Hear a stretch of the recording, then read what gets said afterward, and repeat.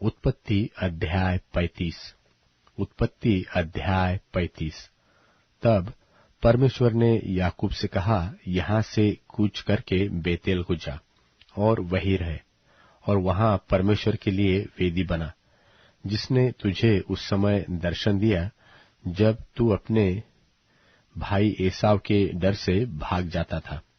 तब याकूब ने अपने घराने से और उन सब में से भी जो उसके संग थे कहा, तुम्हारे बीच में जो पराये देवता है उन्हें निकाल फेंको और अपने अपने को शुद्ध करो और अपने वस्त्र बदल डालो और आओ, हम यहाँ से कूच करके बेतेल को जाए।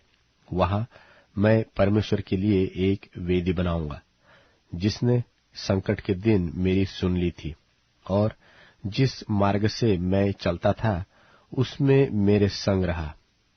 सो जितने पराये देवता उनके पास थे और जितने कुंडल उनके कानों में थे, उन सबों को उन्होंने याकूब को दे दिया और उसने उनको उस सिंदूर वृक्ष के नीचे जो शकेम के पास है गाड़ दिया। तब उन्होंने कूच किया और उनके चारों ओर के नगर निवासियों के मन में परमेश्वर की ओर से ऐसा भय समा गया कि उन्होंने याकूब के पुत्रों का पीछा न किया। सो याकूब उन सब समेत जो उसके संग थे कनान देश के लूज नगर को आया। वह नगर बेतेल भी कहलाता है। वहां उसने एक वेदी बनाई और उस स्थान का नाम एल बेतेल रखा, क्योंकि जब वह अपने भाई के डर से भागा जाता था तब परमेश्वर उस पर वही प्रकट हुआ था। और रिबका की दूध पिलाने वाली गाय दबोरा मर गई और बेतेल के नीचे सिंदूर के वृक्ष के तले उसको मिट्टी दी गई और उस सिंदूर वृक्ष का नाम अल्लोन बक्कुत रखा गया।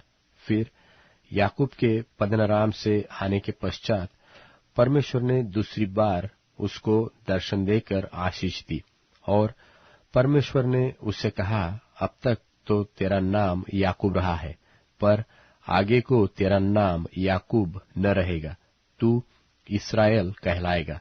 सो उसने उसका नाम इस्राएल रखा। फिर परमेश्वर ने उससे कहा, मैं सर्वशक्तिमान परमेश्वर हूँ, तू फूले फले और बढ़े और तुझसे एक जाति वरन जातियों की एक मंडली भी उत्पन्न होगी और तेरे वंश में राजा उत्पन्न होंगे।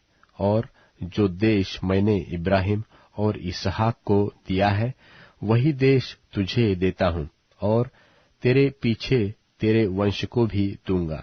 तब परमेश्वर उस स्थान में जहाँ उसने याकूब से बातें की उसके पास से ऊपर चढ़ा, और जिस स्थान में परमेश्वर ने याकूब से बातें की वहां याकूब ने पत्थर का एक खंबा खड़ा किया और उस पर अर्ध देकर तेल डाल दिया, और जहां परमेश्वर ने याकूब से बातें की उस स्थान का नाम उसने बेतेल रखा। फिर उन्होंने बेतेल से कूच किया और एप्राता थोड़ी ही दूर रह गया था कि राहेल को बच्चा जन्म देने की बड़ी पीड़ा होने लगी। जब उसको बड़ी पीड़ा उठती थी तब धाय ने उससे कहा, मत डर, अब भी तेरे बेटा ही होगा। तब ऐसा हुआ कि वह मर गई और प्राण निकलते निकलते उसने एक बेटे का नाम बेनोनी रखा, पर उसके पिता ने उसका नाम बिन्यामीन रखा। यो राहेल मर गई और एप्राता अर्थात बेथलहेम के मार्ग में उसको मिट्टी दी गई, और याकूब ने उसकी कब्र पर एक खंबा खड़ा किया। राहेल की कब्र का वही खंबा आज तक बना है।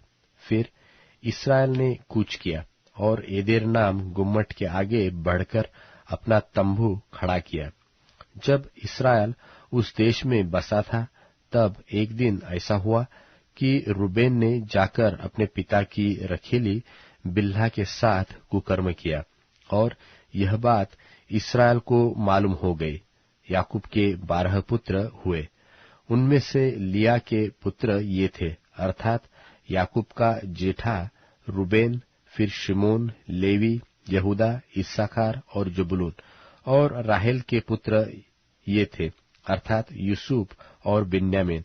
और राहेल की लौंडी बिल्हा के पुत्र ये थे, अर्थात दान और नप्ताली। और लिया की लौंडी जिल्पा के पुत्र ये थे, अर्थात गाद और आशेर। याकूब के यही पुत्र हुए जो उसने पद्दनराम में उत्पन्न हुए। और याकूब ममरे में, जो करियत अर्बा अर्थात हेब्रोन है, जहां इब्राहिम और इसहाक परदेशी होकर रहे थे, अपने पिता इसहाक के पास आया।